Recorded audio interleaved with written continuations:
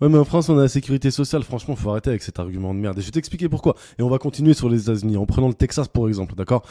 Déjà, si t'es entrepreneur, attends-toi à payer 30% de taxes en moins. Il n'y a pas de taxe d'ordures ménagères, l'eau est gratuite, il n'y a pas de taxe d'habitation, l'essence est à 70 centimes le litre, l'électricité est bien moins chère. Bref, il n'y a pas de taxe audiovisuelle. Donc déjà, à salaire égal, tu t'en sors mieux au Texas qu'en France. Et en plus, le revenu moyen au Texas pour un travailleur, donc là on parle plus d'entrepreneuriat, le revenu moyen est à 60 000 dollars par an, donc un peu plus de 4 000 dollars par mois. Ensuite, ben évidemment, si tu veux une bonne assurance santé, ben c'est à peu près 500 dollars par mois et par personne. Et là, tu es vraiment bien couvert, comme si tu avais la sécurité sociale. Mais en fait, le point important à comprendre, c'est que les gens sont psychologiquement attachés à la France, d'accord. Et ils préfèrent vivre une vie bien plus difficile ici plutôt que de partir. Et donc, ils vont rationaliser en trouvant des excuses qui n'existent que dans leur imagination, tout simplement. Mais en fait, dans plusieurs États des États-Unis, on vit bien. En Thaïlande, on vit bien. Au Maroc, on vit bien. En plus de ça, tu sais, les Français qui n'ont jamais voyagé ont le syndrome du tiers-monde. Donc, c'est-à-dire qu'ils ont tendance à s'imaginer que tout ce qui n'est pas la France est le tiers-monde. Et en plus de